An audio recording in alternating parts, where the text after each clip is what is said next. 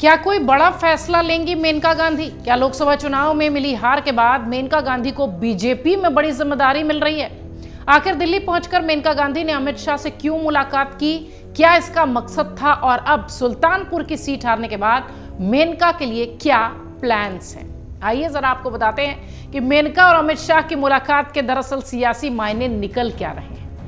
उत्तर प्रदेश के सुल्तानपुर लोकसभा सीट से चुनाव हारने के बाद बीजेपी की वरिष्ठ नेता मेनका गांधी ने हाल ही में दिल्ली में केंद्रीय मंत्री गृह मंत्री अमित शाह से मुलाकात की। मेनका गांधी ने दिल्ली आकर अमित शाह से मुलाकात की है और कहा यह भी गया कि इस दौरान दोनों नेताओं के बीच लंबी चौड़ी बातचीत हुई है। चुनाव की हार की वजह भी क्या रही, इस पर भी चर्चा हुई है। लोकसभा चुनाव में सुल्तानपुर सीट हार के बाद मेनका गांधी की एक तरीके से कह लीजिए कि यह पहली मुलाकात है केंद्रीय मंत्री या केंद्रीय गृह मंत्री के साथ। वहीं अब इस मुलाकात के बाद सियासी हलकों में चर्चाएं गर्म हैं, बाजार गर्म है। कयास लगाए जा रहे हैं कि चुनाव में हार के बाद बीजेपी मेनका गांधी को पार्टी संगठन में कोई बड़ी जिम्मेदारी दे सकती है। सूत्र ये भी कह रहे हैं कि चुनाव के बाद कई बड़े नेताओं को एक्टिव राजनीति से अलग दूसरी जिम्मेदारियां दी जा सकती हैं और इस लिस्ट में मेनका गांधी भी शुमार है। मेनका गांधी अपने राजनीतिक जीवन की तीसरी हार से रूबरू हो चुकी है। बीजेपी में उनका कद पहले भी घट रहा था, ऊपर से बेटे के राजनीतिक पुनर्वास उनके लिए चुनौती है।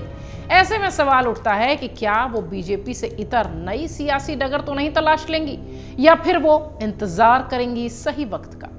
हालांकि राजनीतिक विश्लेषकों का ये मानना है कि अच्छा विकल्प न होने के कारण फिलहाल वो बीजेपी के रुख में बदलाव का इंतजार कर सकती हैं, यानी बीजेपी के साथ ही रहेंगी।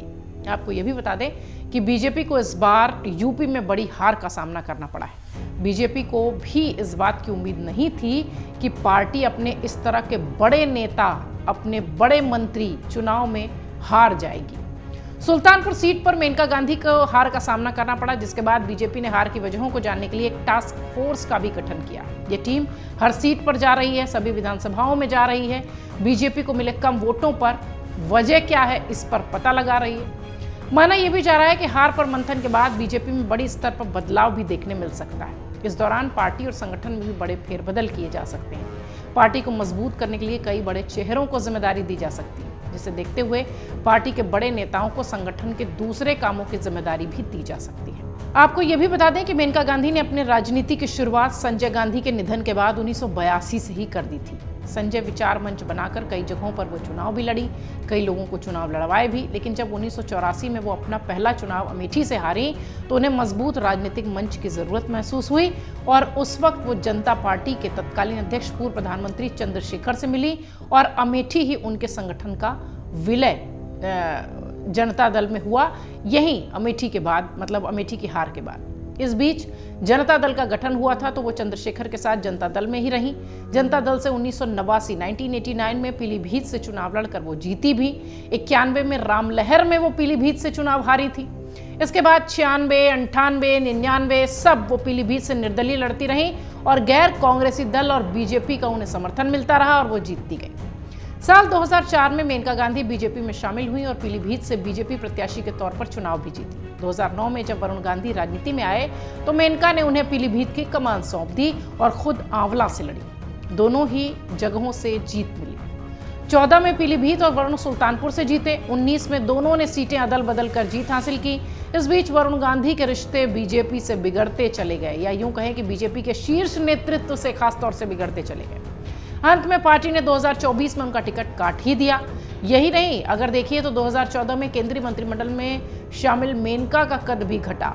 उनके नेतृत्व में उन्हें 2019 में दोबारा मंत्रिमंडल में स्थान मिला भी नहीं। बीजेपी ने दूसरी बार मेनका गांधी को सुल्तानपुर से टिकट दिया था, लगातार दूसरी बार। इस चुनाव में उनका मुकाबला समाजवादी पार्टी के रामभुआल निषाद से था, लेकिन उन्हें 43,000 से ज्यादा वोटों से हार का सामना करना पड़ा।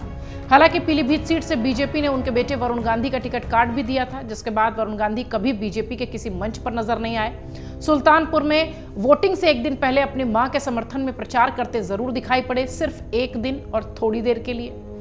अब राजनीतिक विश्लेषकों का यह कहना है कि वरुण गांधी के मुकाबले मेनका का बीजेपी के शीर्ष नेतृत्व से सामंजस्य रहा है और ये मुलाकात भी उसी की बानगी है।